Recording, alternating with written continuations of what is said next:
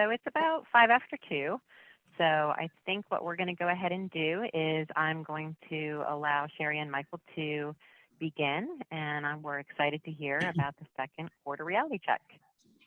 All right. Thank you, Karen, and thank you all for joining us today as we talk about growth in 2021. Hopefully you are all off to a terrific start this year. There are 3 topics, or I guess questions, if you will, today. What is your growth strategy? And then once you start to see that success, is your business positioned to handle that growth? And then finally, how are you spending your time? Meaning, are you working on the business or in the business? Karen took care of a couple of housekeeping items, saying that we would be recording the session. We'll make that and the slide deck available to the next couple of days. And then any questions or comments, go ahead and enter those into the chat box, and we'll take a look at those as we go through the session and catch those at the end. My name is Sheri Tischer. I'm with TCI Business Capital. We are a division of Fidelity Bank. We're headquartered in Minnesota. TCI provides funding to staffing firms. We work nationwide. Prior to joining TCI Capital, I spent 15 years working directly in the staffing industry. So I have experience with recruiting, sales, and management from 3 different staffing firms. I've moved to the supplier side of the business with TCI, but what I enjoy the most is still being connected to this industry. And you know how it is in this industry, it just feels like staffing gets into your blood and it becomes sort of a passion that you can't explain. So I'm very excited to be spending this time with you today. Joining me also with TCI Business Capital is Michael Holland. Michael leads our sales team and our strategic alliance initiatives. And what a find he was for TCI. He comes with 35 years of sales and sales management experience. Michael has led global sales for one of the largest telecom companies in the world, so certainly knows his stuff when it comes to not only sales, but best practices for high-performing organizations. Michael, I will hand it off to you to start with our first topic, growth strategy. Thank you, and welcome everybody this afternoon. I appreciate you joining us.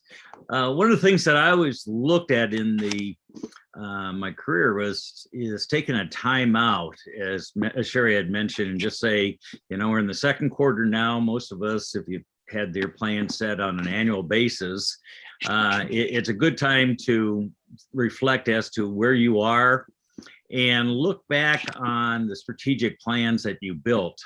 A lot of times companies build theirs in the fourth quarter or in January, and based on assumptions and numbers that are going on.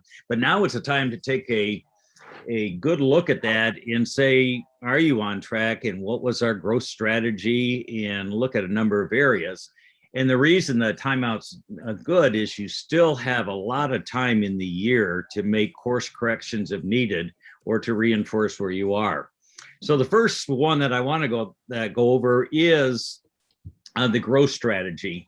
And a lot of companies, say in the growth strategy, I want to grow a certain percent, maybe 20% that they have, which is great, but what does that really mean? And can they do that? Many companies that put those out there utilize an Excel spreadsheet and say, well, 20% equals this, and we need to do whatever associated with that. And I say that on a spreadsheet, you can always hit 100%. You just have to change a few numbers here and there.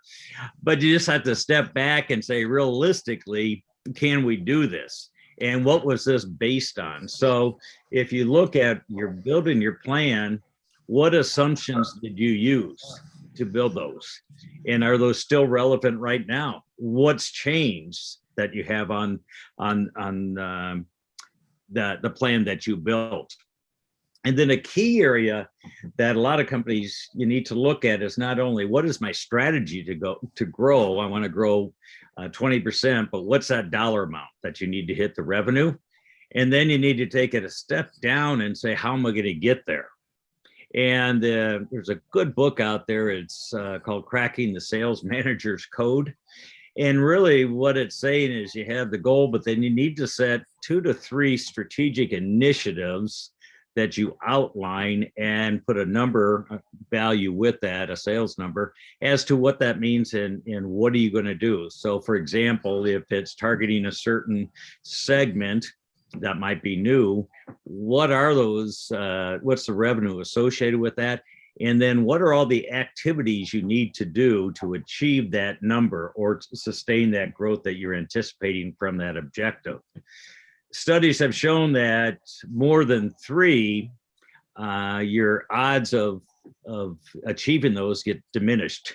And 1 to 3, they say that you could probably hit 100% of those. As you go above that 5 to 8, you get down into about the 50% category, and over 8, all studies show you don't hit any of those because it's hard to focus on that. But the key on this is to set up your objectives that reach that goal. If you have 3 objectives, the revenue associated with those should equal your goal. And then what are the activities that you need to put to reach those initiatives? And the thing that the book will spell out and is true is you can manage activities, however, you cannot manage a number. You either are doing it with a number, either it's on or it's off. But with activities, you can manage that with yourself and also with your team to say, are we doing these things? When do I need to have them done by? And am I on pace for those? So that's a key one that you have. The other thing you need to do is then communicate that out to your team and to get alignment all the way through the organization that everyone knows what needs to be done. And then the buy-off associated with that. Our teams, a lot of times we're saying, I might not agree with the sales number, but they can look at the logic on how we got there and then how we're going to manage in the activities, and can they do those activities that's expected of them. And then that rolls down to the not only the individuals, but the departments they're in. So it's managing activities that will lead to the desired output revenue that we're looking for. So on the setting your goals and objectives, the best practices that they have is to establish the goals and objectives and then make sure they're understood by all. And that includes very specifics as far as revenue, margins, number of new clients. It could be growth on existing clients or adding more into those accounts, but it has to be very specific in order to get the action and the deliverables you're looking for.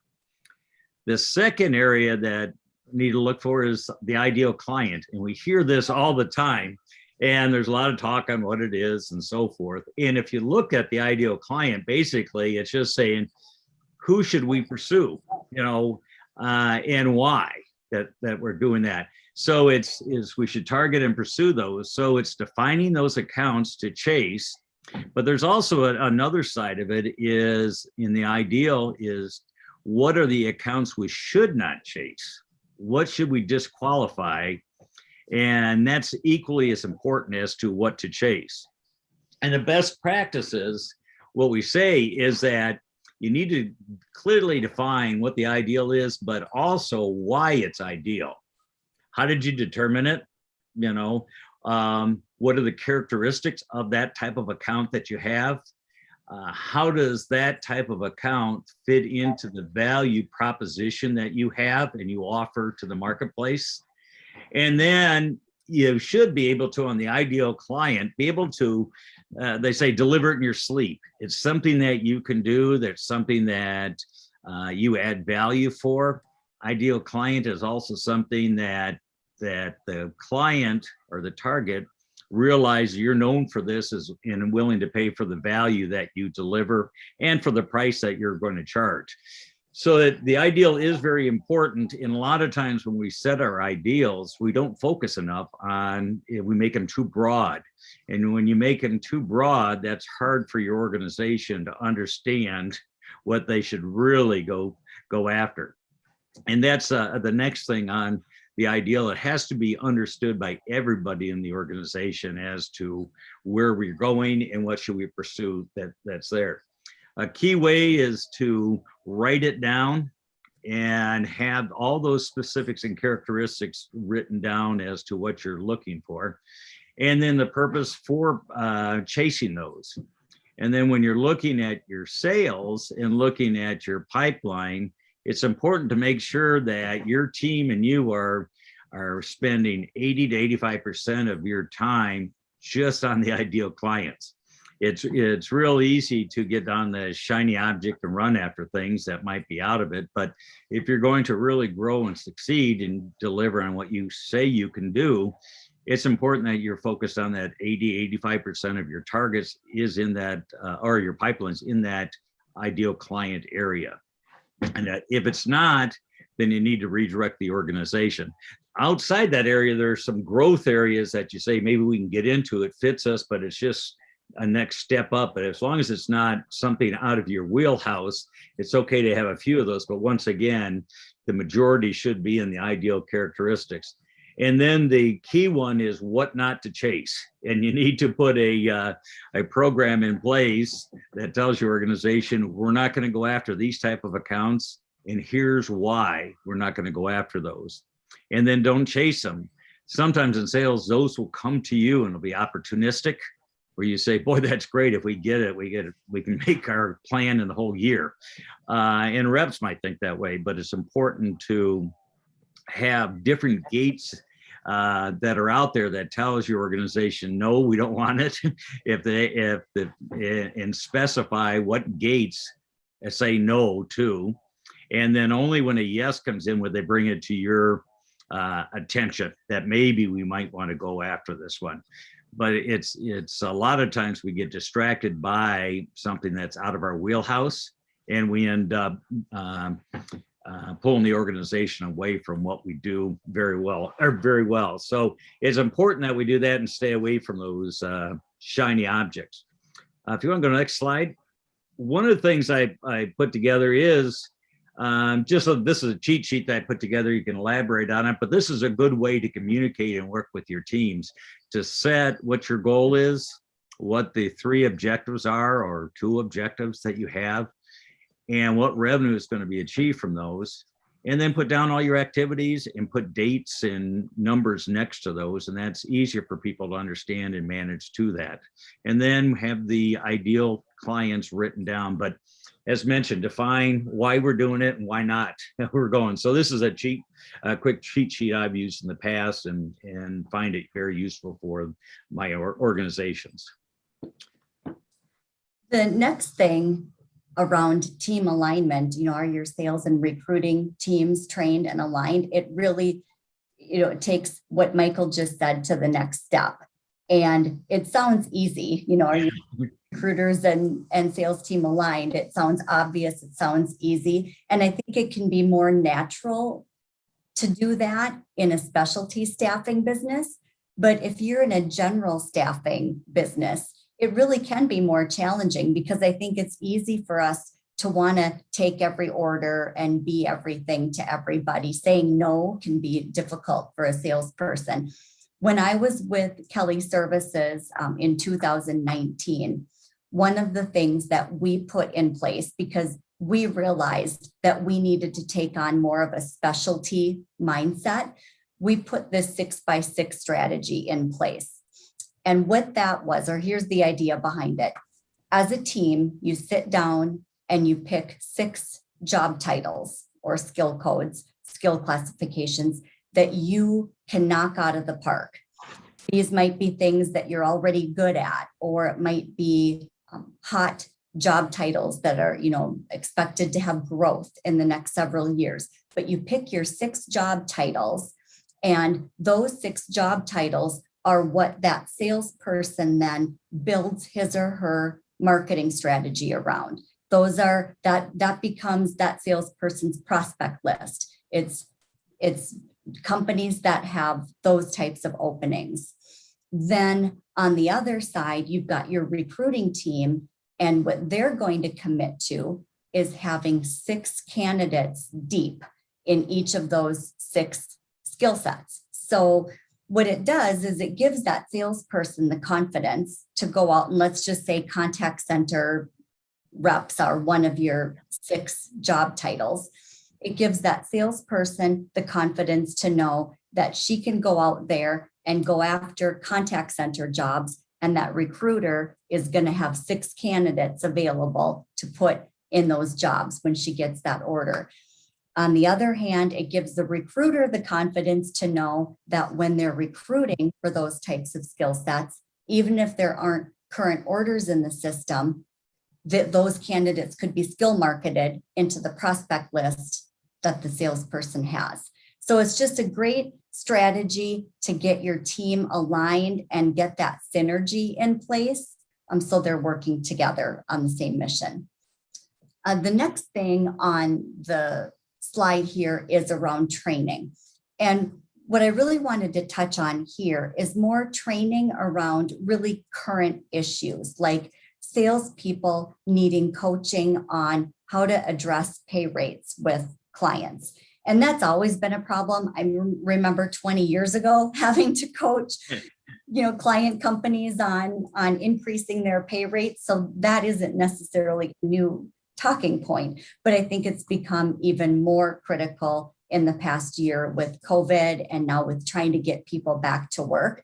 So I would say the key here is to give your sales team the tools that they need, data that they can present to their client companies that prove, what type of pay rates we need to be presenting to candidates in order to get them out to work. And I don't know if you guys are members of ASA or not, but ASA has a great new wage tool that they've put together. If you're a member, you can access it for free, but it provides you with pay rate ranges for 800 occupations in every state in the country. It's a great resource. Another thing that we used at Kelly Services was a tool called Talent Neuron. It's also called Wanted Analytics. And that tool, you have to pay a monthly licensing fee for it, but it gives you similar data. You're able to go into a geography, sort for pay rate ranges, and that's pulling data real time from job postings, say at Indeed. So that's a really good source as well. And then Forbes has a great tool on their website. It's the unemployment calculator by state. So if you go to the Forbes site and download that tool, that'll tell you that based on your state, what the average unemployment payout is, plus the extra government funding that's being put in, the $300 a week or whatever. It'll tell you what the break-even point is for a person to either sit home or choose to work. So for example, in the state of Minnesota, if I pull up that tool, I can see that somebody sitting at home collecting unemployment is making an average of $17.73 an hour. So I can go to my client and coach them and work with them on increasing pay rates, if that's what it takes to get people back to work. And I guess everybody does what the state of Montana is doing, right? And giving the incentive to go back to work. Karen, were you going to jump in? Yeah, do you want me to go ahead and send those links in the chat just so they'll have that? Yes, that would be great. If you want to put those links in there, then they can be pulled. Yeah. The next thing that I wanted to touch on is engagement.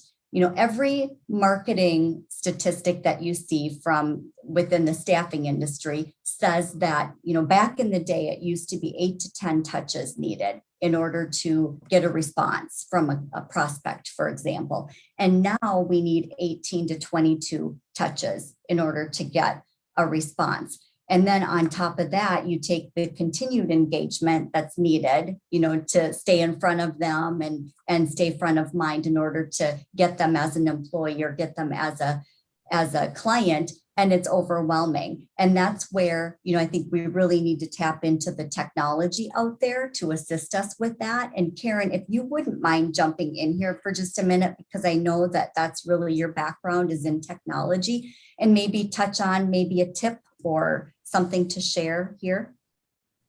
Sure. So Coach, with the ATS and the CRM and the ability to do like mail merge and scheduling along with the texting.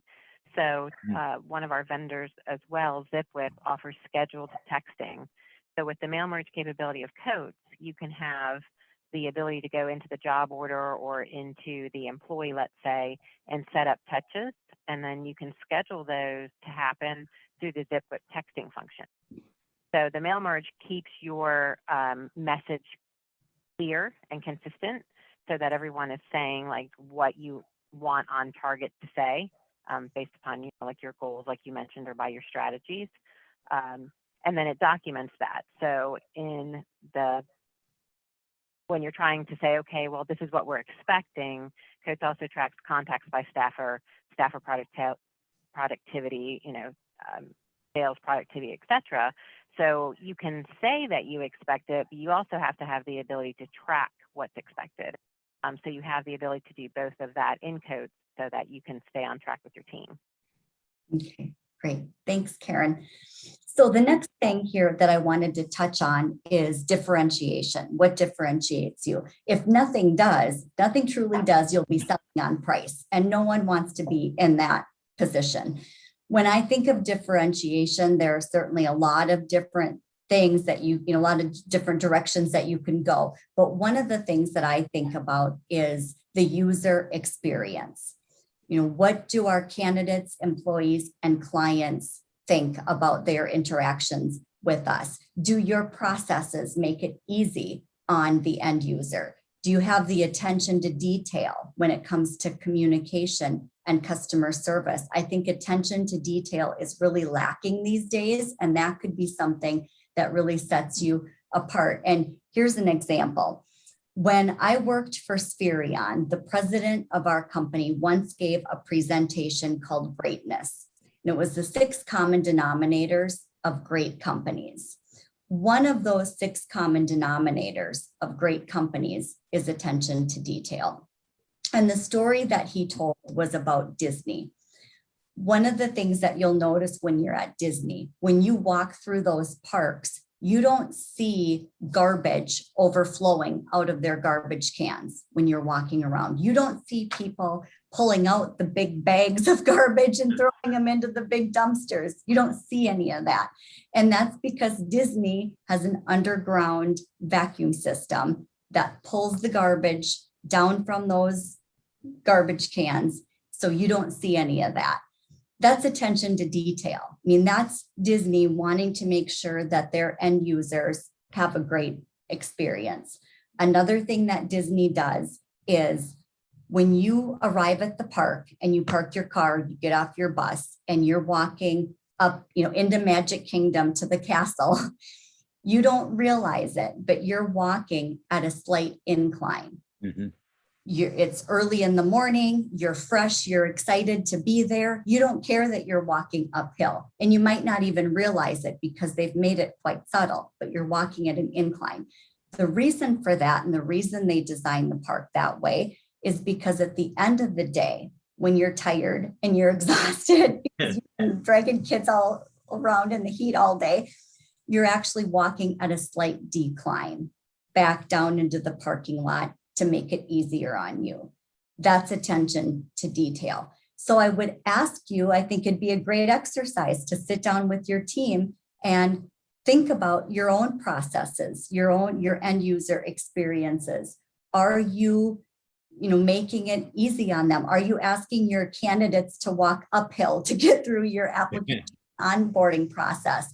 Are they seeing, the figurative garbage laying around, when they're working with you? So I just think that's a great example and something to think about and something that could differentiate you as a staffing firm. The last thing that I'll touch on this slide is value add services. Certainly something that can differentiate you, whether it's lunch and learns, blogs, newsletters. There's such a push right now to deliver valuable content to your clients. So think about the industries that you serve and how can you provide that value.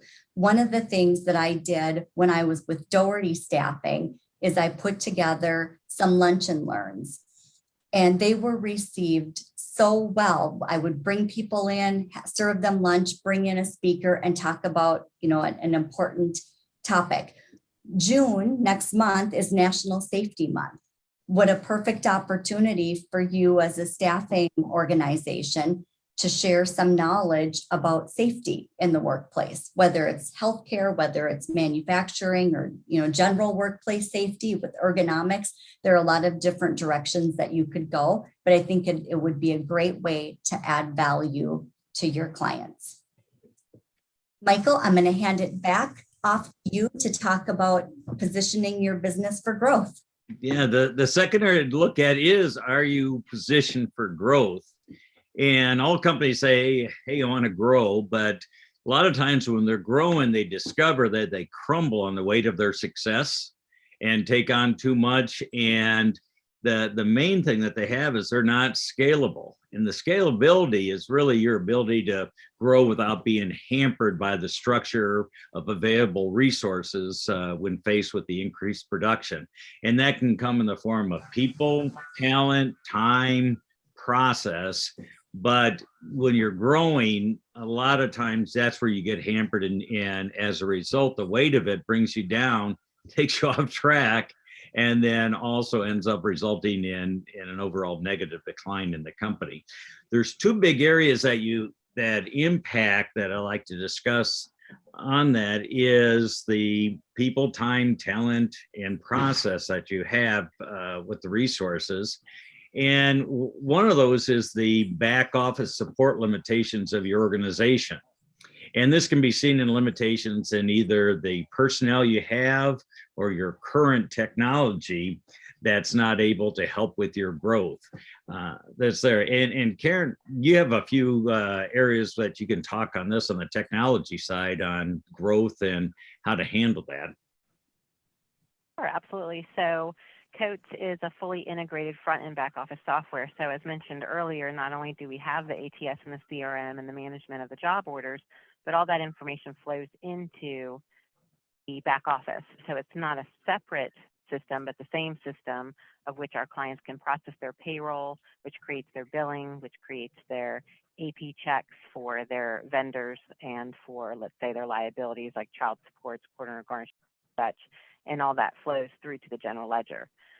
Now, there may be instances where they're not ready to complete the entire payroll process or the entire receivables process through the system, and we work with other vendors, of course, for that as well. So the scalability portion of it with Coats is that it's all there, and you can decide how much you want to use of the system at the point that you're ready to use it. Yeah, thank you.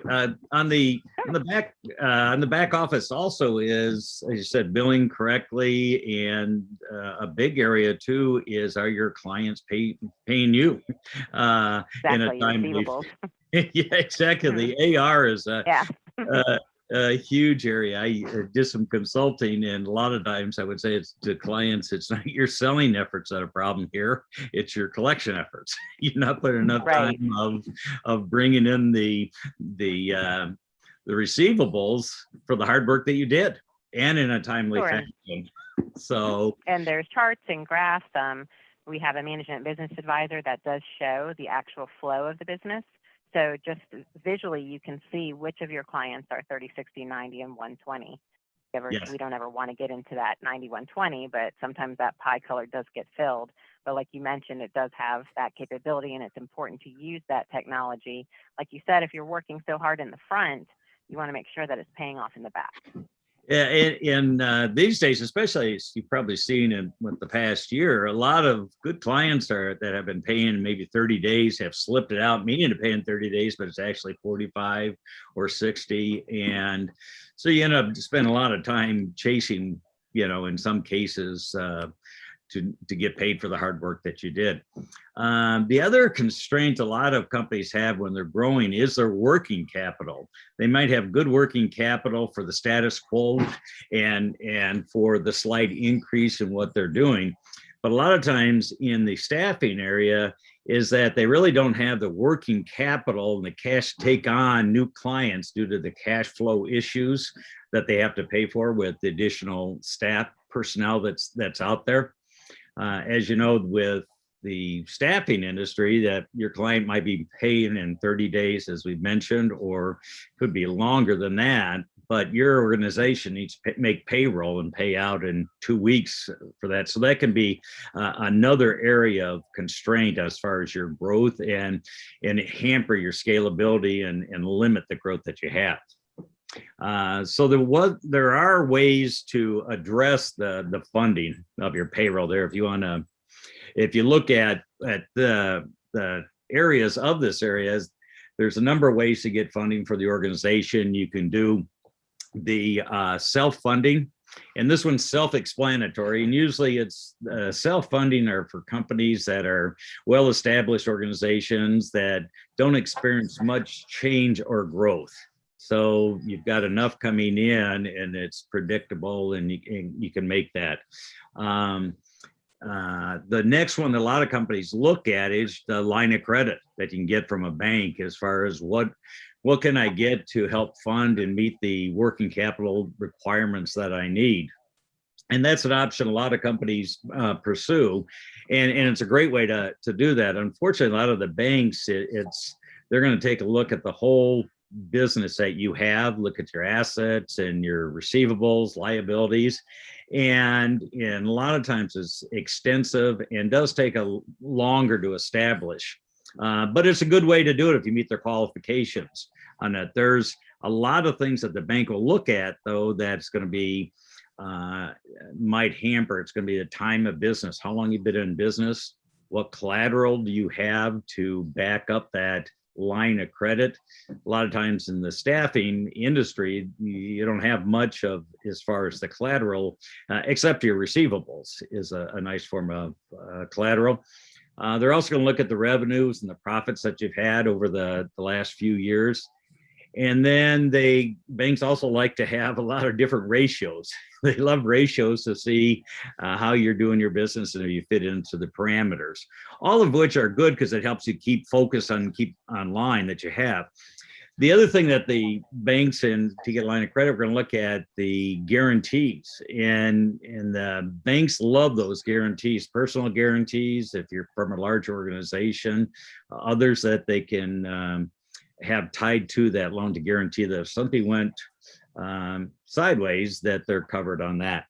And then the last one is the covenants, as far as how you have to demonstrate you're running your business and the business that you're bringing in, and maintaining that level of net worth they need to see to support that line of credit. So if you have a line of credit, it's great. When you bring on these new projects, you can fund them and grow and make payroll as you're delivering the services and getting paid by your clients.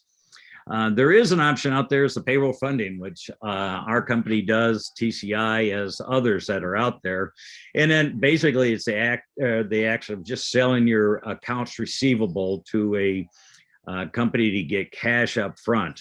And it's a good form of financing, and it helps staffing companies make payroll just because it's can pay the payroll now or get the cash now before the client pays them. It gives you the ability to make payroll, and also the important thing is to take on new business and grow. A lot of times we're hampered on a customer wants something and we can find the people, but we don't have the cash flow to meet the obligation of the payroll to deliver with that client. So it enables you to run your business and grow it with that. So it's an option that gives you a lot of flexibility. With the payroll funding, there's a lot of companies that are in this and do a very good job, but there's a lot of times a lot of misconceptions of what it's all about. So we put together some questions that are common, and some of the things that you might be thinking about this is, do I need to sign a contract? And the answer is yes, you need to sign a contract. Everyone will ask to do that. The thing is to really look at those and see what the terms are and see if that fits with your business and the growth of your business and where you're going. Some companies require longer term contracts for a year plus. At TCI, we do month-to-month contracts. And for ours, it's a matter of we're delivering on the service. You'll stay with us. And if we're not, then we're not going to hold anybody. But it gives our clients a lot of flexibility as to what they're doing with their business. The other thing they look at is, am I going to lose control of my billing and posting? And the answer to that is no. You're in control of your invoicing. You can submit them out to the customers, or the payroll funding company can invoice on your behalf. And you have the option to have the funding on, if the payroll company does it on letterhead, your letterhead, and do that. So you're not losing any control, and you can see exactly what's being outstanding, what's been paid to you with that. Another question that we see is, do you need to do all your invoicings, or can you just pick some of those? And the answer is, you don't have to do all of those. You can pick some. If you have some clients that are the invoicing that you want to have as far as the cash flow to do that, you can pick from those and choose those, and not have to do all your invoicing. The thing is once you start with a particular company invoices to use as your funding, you need to stick with those to not have confusion with your client. So most companies will say stick with those, and you can add to those and you can subtract, but it's not one where 1 month I'm going to do it and another month I'm not going to do that. Just that leads to more issues with your client, and that's not what you're looking for. And then can I qualify if my business personal business credit is less than the ideal? And the answer is yes. Most of the companies, the payroll funding companies, are really looking at the credit worthiness of your clients, your debtors, and not as much as their customer that they're funding. So it's a good opportunity to use if you're a startup, or if you had some kind of issues as far as meeting profitability and such. This will give you a way to say, we have very good debtors, they pay on time, we can demonstrate that they do. And those are the kind of invoices that a payroll funding company will purchase from you. Another thing that's popped up this last year is with the PPP. Can I get funding if I have a PPP loan? And there, in most cases, the answer is yes. There's a couple different types of the PPP loans that are out there. And the biggest thing is that the funding company will need to have the rights to your receivables. And so a lot of times with the SBA loans, you just need to have the accounts receivable subordinated over to the payroll funding company. And most companies have the forms that you need to have, and are very good at working with the SBA to get that taken care of. And it's a common practice that's being done. And it's just knowing the process and the paperwork that you need to fill out. The last area third one is where are you spending your time? And are you working on your business? And are you spending time in the right area? And what tasks are you doing? So we broke out 3 areas that come up with this that we wanted to discuss. And a lot of times it's looking at that. I'm busy all week. I know I've had a good week, or a company's been busy because I'm tired at the end of the week, but what did you accomplish? So it's a good idea to take a step back and look at your week or your month and see the activities that you spent your time on and what was requiring your time, the most of your time. A lot of times we get caught up on working in our business, and with that, you're doing a lot of the different tasks to support the business, but not really tasks and things that are going to allow you to work on the business to grow it and take market share. One of the areas we touched on earlier is with the credit and accounts receivable management. And a lot of times is when we're looking at new clients, are we taking on the right clients? Do they have the right credit history to meet our needs? Or am I going to end up having a tough situation down the road? A lot of the payroll funding companies, when you're working with them, they will give you the ability to check credit before you bring on a client. And it's in the best interest of you and that payroll funding company that you're bringing on creditworthy customers.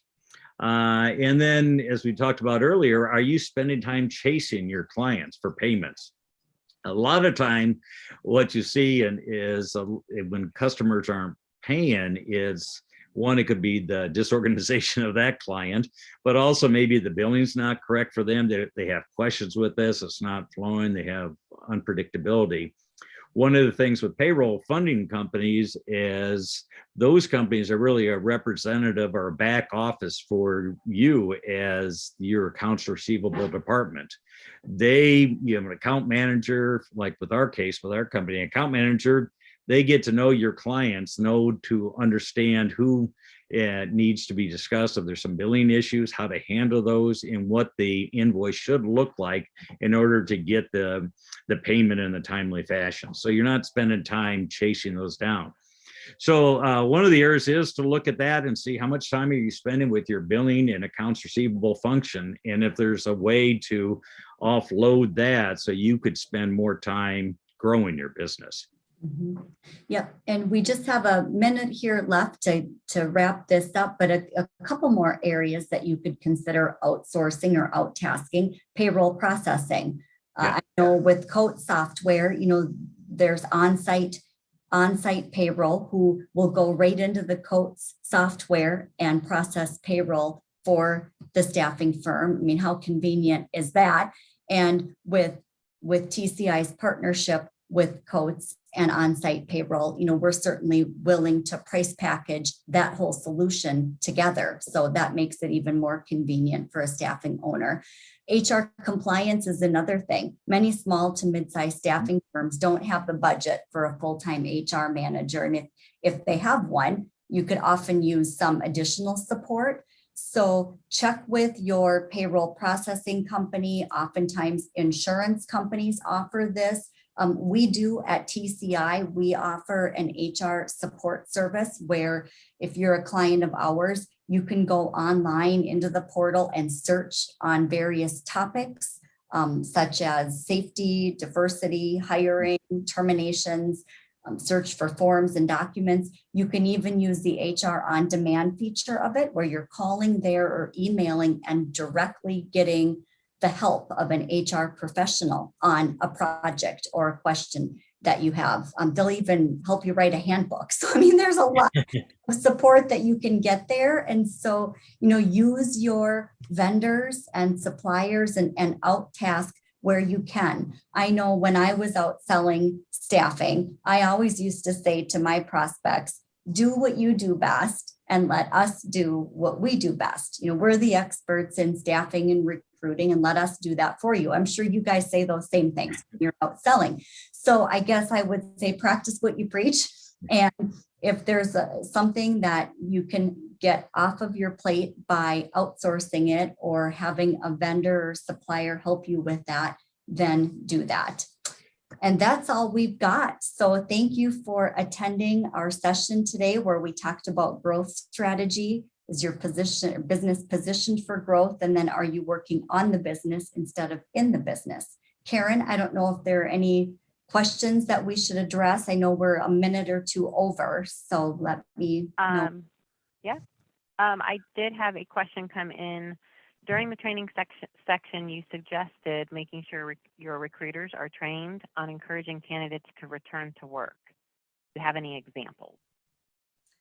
Okay, yeah, so that's a good question because, we are struggling with that right now, even more so than ever, getting candidates to accept jobs and actually show up for them. One of the things that I would recommend is asking that candidate what their ideal job is. And then once they give you that answer, saying something like, if that ideal job, came in today and you could be out working tomorrow, is there anything preventing you from accepting that job and going to work tomorrow? Try to flush out any objections or any issues that candidate has that might prevent them from going to work. I used to use that similar strategy with my direct hire candidates after interviews to make sure that there wasn't anything that would sneak up on me and them from accepting a job. So I think language like that, or after you ask them to identify their ideal job, then maybe say, what about your ideal timeline? When would you prefer to be back out working? And put the ball in their court to ask them or to have them tell you, if they don't say tomorrow, if they say 3 months from now when my unemployment runs out, at least you're having that conversation earlier, so it's not wasting their time. But that would be one suggestion I'd have. And then just one more. What will my customers think if I use a funding?